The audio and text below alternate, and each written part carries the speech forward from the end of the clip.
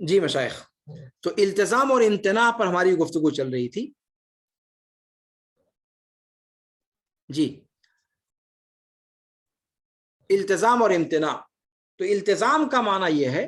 کہ اور ان سب چیزوں میں فرق ہے، بنیادی طور پر ان سب چیزوں میں فرق ہے. ابھی بتایا میں نے کہ اعتراف یا اقرار جس کو کہا جاتا ہے اس کے بالمقابل جحود ہوتا ہے. پھر جحود اس کو نہیں کہا جائے گا جو تعویل ہے، تعویل کے اندر جحود نہیں ہوتا بلکہ اس کے اندر گنجائش ہوتی ہے. تو جحود والے میں یعنی صریح انکار جس کو کہا جائے وہ کفر ہے، لیکن تعویل کا اگر وہاں پر شبہ موجود ہے تو پھر اس کو آپ کافر نہیں کہیں گے، جیسے اشاعرہ اور معتزلہ کا معاملہ ہے. جہمیہ کا معاملہ واضح طور پر کفر ہے، لیکن معتزلہ اور اشاعرہ وغیرہ کا تعویل کا شبہ چونکہ ان کے ہاں موجود ہے، لہذا ان کو آپ اعتراف اور اقرار کے دائرے سے خارج نہیں کر سکتے. جی اسی طریقے سے ایک التزام اور امتناع کا معاملہ ہے. تو میں نے بتایا آپ سے کہ التزام کا معنی یہ ہے کہ جو چیزیں واجب ہیں ان چیزوں کو کریں، اور جو چیزیں روکی گئی ہیں، جن چیزوں سے روکا گیا ہے ان سے رک جائیں. اگر حرام کردہ چیز کا انسان ارتکاب کرتا ہے، حرام کردہ چیز کا انسان اگر ارتکاب کرتا ہے اور یہ سوچ کر کہ وہ مکلف نہیں ہے اس پر عمل کرنے کا،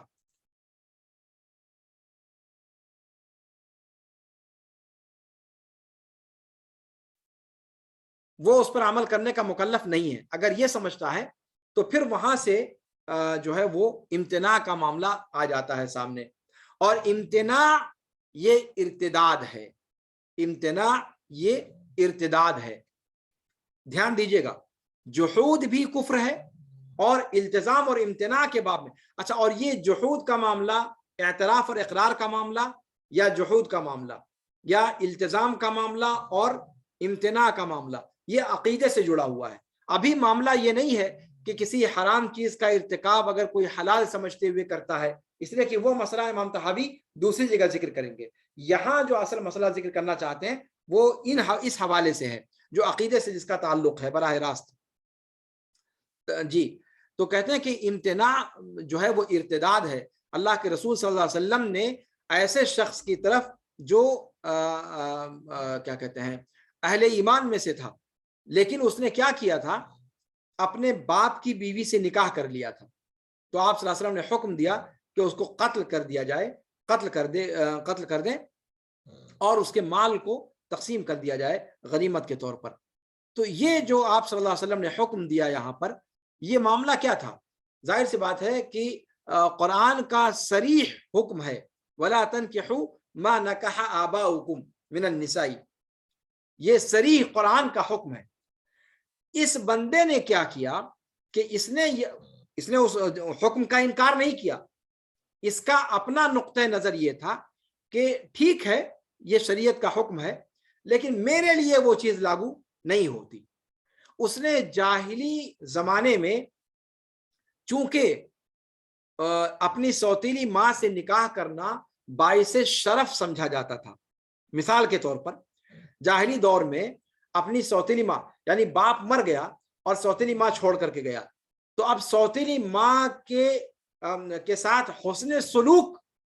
کے قبیل سے وہ گردانتے تھے اس چیز کو کہ اس سے نکاح کر لے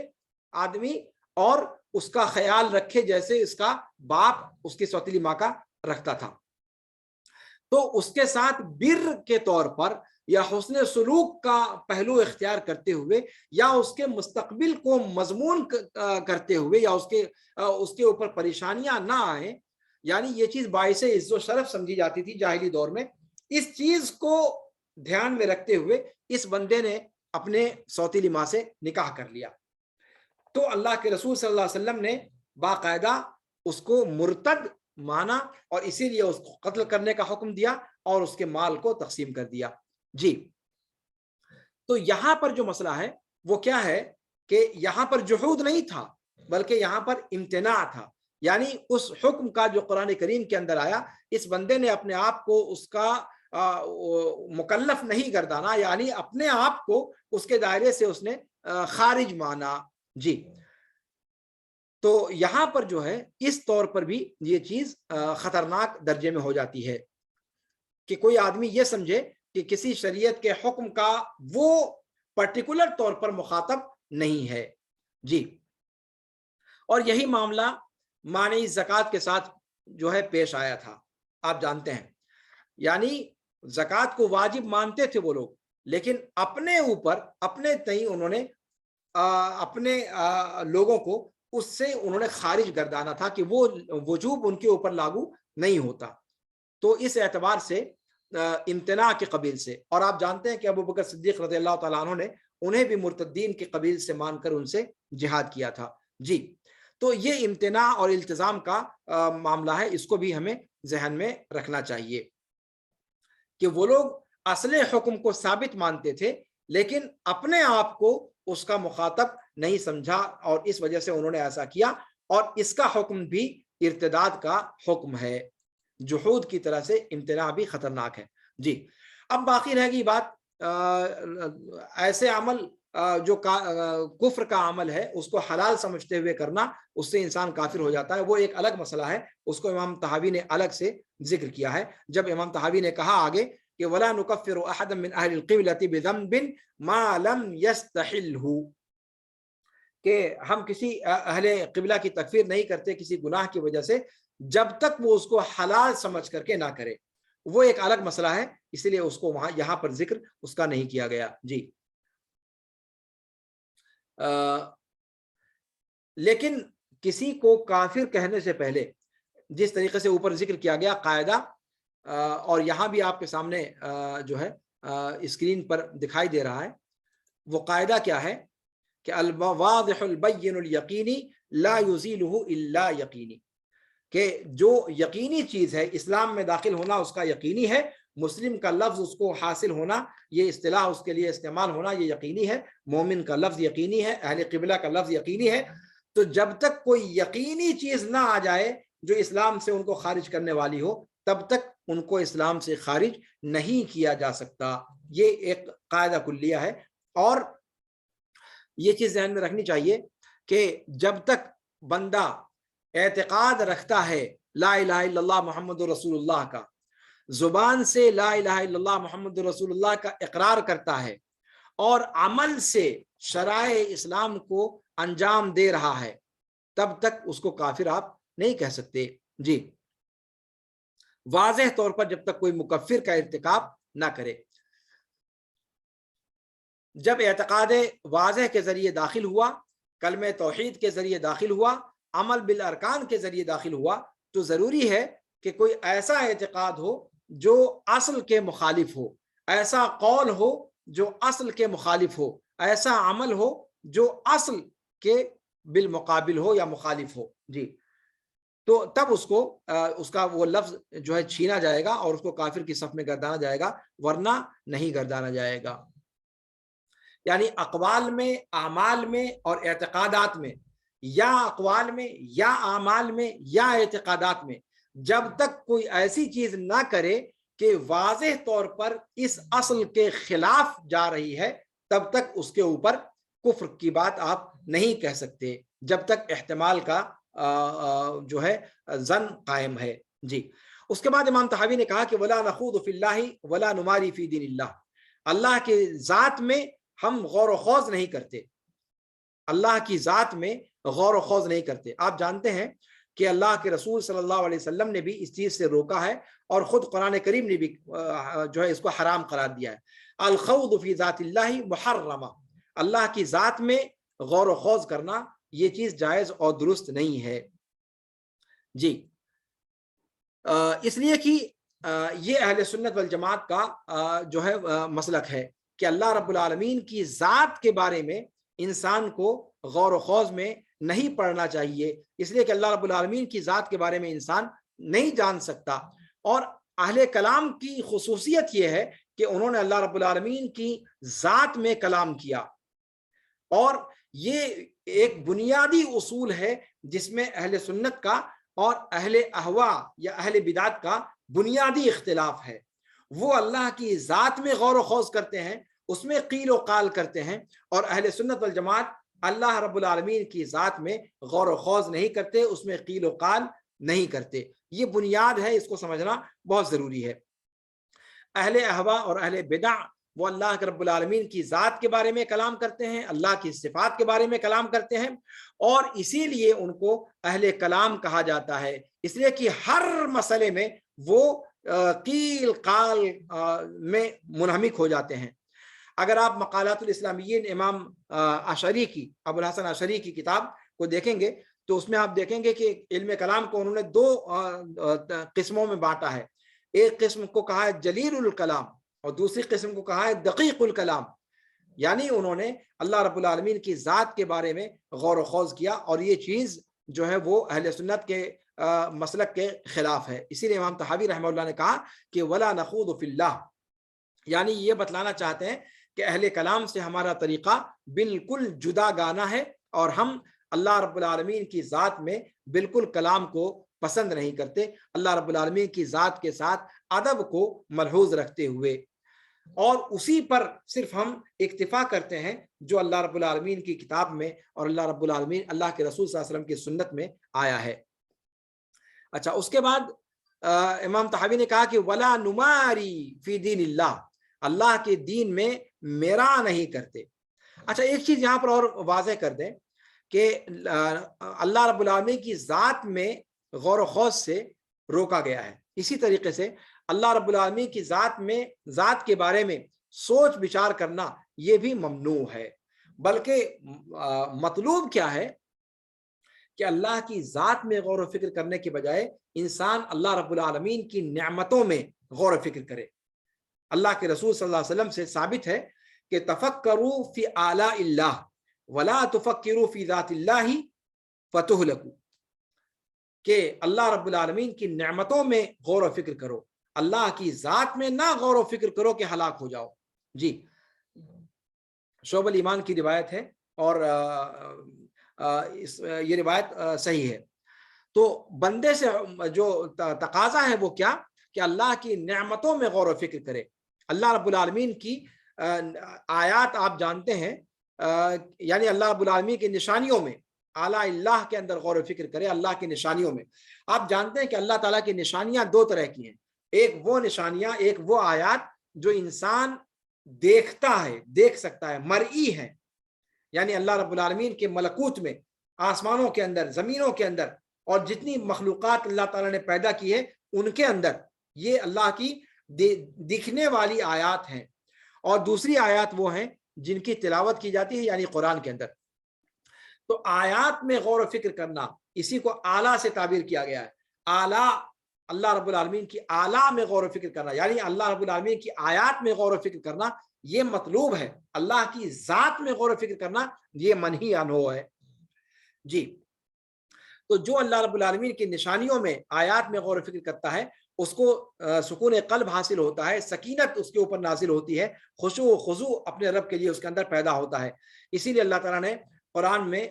بے شمار آیات میں اس کا حکم دیا ہے۔ اللہ تعالیٰ فرماتا ہے ان فی خلق السماوات والارض واختلاف اللیل والنہار لآیات لأولی الالباب، دوسری جگہ فرمایا،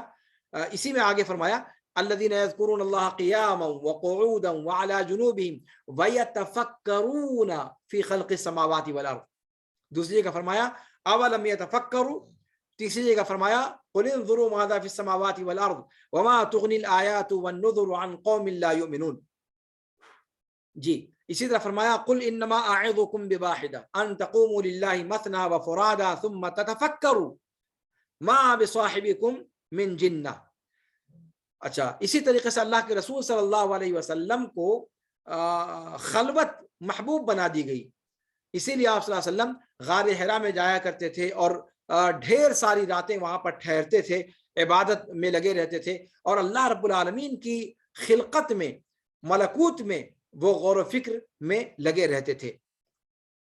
تو اللہ رب العالمین کے ملکوت میں، اللہ رب العالمین کی مخلوقات میں غور و فکر کرنا یہ مطلوب ہے، لیکن اللہ رب العالمین کی ذات میں غور و فکر کرنا یہ ممنوع ہے۔ اسی لیے ام الدرداء رضی اللہ تعالی عنہ اپنے شوہر ابو الدرداء کے بارے میں کہتی ہیں کہ کانت اکثر عبادت ابی الدرداء التفکر، ابو الدرداء رضی اللہ تعالیٰ عنہ کی اکثر عبادت کیا ہوتی تھی؟ تفکر، غور و فکر کرنا۔ ہمیشہ غور و فکر میں لگے رہتے تھے اللہ رب العالمین کی نشانیوں میں، اللہ رب العالمین کی مخلوقات میں۔ حسن بصری رحمہ اللہ فرماتے ہیں کہ عاملنا القلوب بالتفکر فاورثها التذکر فرجعنا بالتذکر على التفکر وحرکنا القلوب بهما فاذا القلوب لها اسماع وابصار، کہ اپنے دلوں کو ہم نے استعمال کیا غور و فکر کرنے میں، تو اس غور و فکر کرنے نے ان کو تذکر تک پہنچا دیا، نصیحت حاصل کرنے تک، اور پھر تذکر سے ہم تفکر کی طرف لوٹ آئے۔ یعنی پہلے درجے کا جو تفکر جس سے تذکر تک پہنچے تھے وہ ہلکے درجے کا تفکر تھا، پھر جب تذکر تک پہنچ گئے تو تذکر کے بعد پھر تفکر کی طرف جب آئے تو یہ تفکر پہلے والے تفکر کے بالمقابل یہ کافی وسیع اور کافی ہماگیر تھا۔ تو کہتے ہیں کہ ان دونوں کے ذریعے سے اپنے دل کو ہم نے متحرک کیا، یعنی تذکر اور تفکر کے ذریعے سے، تو قلوب کو ہم نے دیکھا کہ اس کے پاس بھی کان اور اس کے پاس بھی آنکھیں ہیں۔ بہت عظیم قول ہے یہ، جو ہے اس کو محققین علماء نے اس پر بہت تفصیل کے ساتھ لکھا ہے اس قول کی تشریح میں۔ جی، اس کے بعد امام طحاوی رحمہ اللہ نے فرمایا کہ ولا نماری، اچھا اسی طریقے سے اس سے پہلے کہ ولا نماری کی طرف جائیں، اللہ رب العالمین کی دوسری جو آیات ہیں جن کو مطلوبہ کہا گیا، یعنی اللہ رب العالمین کی تلاوت کی جانے والی آیات میں غور و فکر کرنا، یعنی قرآن کریم کے اندر۔ اور آپ جانتے ہیں قرآن کریم نے بے شمار آیات میں افلا یتدبرون القرآن ام علی قلوب اقفالها، تو قرآن کریم کے اندر غور و فکر کرنے کے لیے بھی قرآن نے بار بار ابھارا ہے۔ تو یہ اللہ کی آیات میں غور و فکر یہ مطلوب ہے، اور یہ شدت کے ساتھ مطلوب ہے ایک صاحب ایمان سے، لیکن اللہ کی ذات کے بارے میں غور و فکر یہ منہی عنہ ہے۔ اسی طریقے سے آگے جو امام طحاوی نے قول اختیار کیا، ذکر کیا کہ ولا نماری فی دین اللہ، کہ اللہ کے دین میں ہم میرا سے کام نہیں لیتے۔ میرا کیا ہے؟ یعنی ایسی لڑائی جو انسان اپنے نفس کو غالب کرنے کے لیے لڑتا ہے۔ بہت دھیان سے سنیے گا کہ میرا کس لڑائی کو کہا جاتا ہے؟ وہ لڑائی جو انسان اپنے خواہشات نفس یا اپنے نفس کے غلبے کے لیے انسان لڑتا ہے تاکہ اپنے سامنے والے کو زیر کر دے۔ حق کا غلبہ جو ہے وہ مقصود نہیں ہوتا، بلکہ اپنے نفس کا انتصار مقصود ہوتا ہے۔ اپنی بات غالب آ جائے چاہے وہ حق کے خلاف ہو، تو جہاں اس قسم کی بات آ جائے اسی کو میرا کہا جاتا ہے، یعنی سامنے والے کو لاجواب کر دینا چاہے وہ حق پر ہی کیوں نہ ہو، تو اسی کو میرا کہا جاتا ہے۔ اور میرا یہ اللہ کی شریعت میں ممنوع ہے۔ اللہ کے رسول صلی اللہ علیہ وسلم ایک روایت میں فرماتے ہیں کہ انا زعیم ببیت فی اعلی الجنہ لمن ترک المراء وهو محق وانا زعیم ببیت بوسط الجنہ لمن ترک المراء، کہ جنت کے اعلیٰ حصے میں ایک گھر کی گارنٹی لیتا ہوں اس شخص کے لیے جو اپنی خواہشات نفس کے لیے لڑائی کو چھوڑ دے اور درا حال ہے کہ وہ حق پر ہو، اور ایسے شخص کے لیے بھی ایک گھر کی گارنٹی لیتا ہوں جنت کے درمیانی حصے میں جو میرا کو چھوڑ دے، جو اپنے نفس کے غلبے کے لیے لڑائی کو چھوڑ دے۔ جی، تو یہ چیز جو ہے شریعت کے اندر ممنوع ہے، میرا۔ جی، حق آپ کو سمجھ میں آ جائے لیکن آپ حق کو قبول کرنے کے بجائے صرف اس لیے آپ اس کے خلاف لڑتے رہیں کہ آپ نے پہلے کوئی اور بات کہہ دی ہے اور آپ چاہتے ہیں کہ آپ کی کہی ہوئی بات وہ غلط نہ ثابت ہو، اس کے لیے آپ زور مارتے ہیں، اور یہ جانتے ہوئے بھی کہ حق اس کے علاوہ میں ہے۔ اللہ رب العالمین اس طرح کی صفتوں سے ہم سب کو محفوظ رکھے۔ تو اہل سنت والجماعت کی یہ پہچان ہے کہ امام مالک رحمہ اللہ کے بارے میں آتا ہے کہ ان سے ایک شخص نے سوال کیا کہ ایک آدمی کے پاس سنت ہے، جانتا ہے کہ وہ چیز سنت ہے، اور سامنے والے کو دیکھ رہا ہے کہ وہ اس کو سنت قبول کرنے سے گریز کر رہا ہے، تو کیا اس پر وہ لڑائی کرے کہ بھائی یہ سنت ہے اس کو کرو، ہاں نہیں کرو گے تو ایسا اور ویسا اور تو اور میں تکرار؟ امام مالک کہتے ہیں لا یخبر بالسنہ فإن قبلت منہ وإلا سکت، کہا کہ نہیں، سنت کے بارے میں اسے چاہیے کہ خبر دے دے، اگر اس سے قبول کر لی جاتی ہے بات تو ٹھیک ہے، اور نہیں تو وہ خاموشی اختیار کر لے۔ اس کا کام یہ ہے کہ وہ کہہ کر کے بری ذمہ ہو جائے، اس پر سامنے والے کو عمل کروائے، اس پر جدال کرے، یہ مناسب نہیں ہے۔ اس لیے کہ جو مرا ہے یہ انسان کے درمیان دشمنی کو فروغ دیتا ہے اور خواہشات نفس کے غلبے کے لیے انسان کو مجبور کرتا ہے، اور یہ سب چیزیں جو ہے مذموم ہیں۔ یہاں تک جو ہے تقریباً آج کا درس ہم نے مکمل کر لیا، اور جو آج جو رؤوس الاقلام ذکر کیے گئے تھے وہ سب کے سب آپ کے سامنے مکمل کر دیے گئے۔ اللہ رب العالمین سے دعا ہے کہ اللہ رب العالمین ہمیں صحیح عقیدے کی سمجھ عطا فرمائے، اور اللہ رب العالمین ہمیں تکفیر میں پڑھنے سے بچائے، تکفیر کی فتنے سے بچائے۔ ہم کسی کو دیکھیے، اگر آپ کوئی کافر ہے اور آپ کافر نہیں کہتے تو آپ سے اللہ رب العالمین کے یہاں پرسش نہیں ہوگی، لیکن اگر کسی شخص کو وہ کافر نہیں ہے اور آپ نے کافر بنا دیا تو پھر قیامت کے دن آپ جانتے ہیں کہ اللہ کے رسول صلی اللہ علیہ وسلم نے کتنی سخت وعید سنائی ہے کہ اگر کسی کو آپ نے کافر کہا، اگر وہ حقیقت میں کافر نہیں ہے تو پھر وہ آپ کی طرف لوٹ آئے گی وہ چیز۔ تو ایسی خطرناک چیزوں میں پڑھنے سے ہم کو بچنا چاہیے، اور ہمارے وہ علماء جو عام طور پر خواہ بریلویوں کے حوالے سے ہو یا دیوبندیوں کے حوالے سے ہو، جو کھلم کھلا کافر تک، دیکھیے جو غلط چیزیں ہیں ان کو غلط کہا جائے، جو بدعت ہے اس کو بدعت کہا جائے، اور آپ جانتے ہیں کہ بدعت مفسقہ بھی ہوتی ہے، بدعت مکفرہ بھی ہوتی ہے۔ یہ سب شریعت کی جو تعلیمات ہیں ان کے اندر دقت نظر سے کام لینے کی ضرورت ہے۔ ان بری چیزوں کو آدمی برا نہ کہے، یہ نہیں کہہ رہا ہوں، لیکن یہ کہنا کہ وہ کافر ہیں، میں نے باقاعدہ اس کو سنا ہے، یہاں تک کہ کسی سے یہ بھی سنا کہ فلاں شخص کی امامت میں نماز جائز نہیں، دیوبندیوں کی امامت میں نماز نہیں جائز ہے، بریلویوں کی امامت میں نماز نہیں جائز ہے۔ یہاں تک معاملے کو پہنچا دینا یہ ایک خطرناک رخ ہے، اور یہ دلیل ہے اس بات کی کہ ہم نے عقیدے کے مسائل پر درک حاصل نہیں کیا اور گہرائی سے اس کو سمجھنے کی کوشش نہیں کی۔ اللہ رب العالمین ہمیں تکفیر کی فتنے سے بچائے، اور جتنے بھی اس وقت میدان میں خوارج کے نہج پر کام کرنے والے فرقے ہیں، ان تمام کی فکر سے، ان تمام کے منہج سے اللہ رب العالمین ہمیں محفوظ رکھے، اپنے حفظ و امان میں رکھے۔ اللہ رب العالمین ہم سے جب تک زندہ رکھے خیر کا کام لیتا رہے، اور جب ہمارا خاتمہ ہو تو خاتمہ بالخیر ہو۔ ھذا وصلی اللہ وسلم علی نبینا محمد وعلی آلہ وصحبہ اجمعین، والسلام علیکم ورحمۃ اللہ تعالی وبرکاتہ۔ سبحانک اللہم وبحمدک، اشہد ان لا الہ الا انت، استغفرک واتوب الیک۔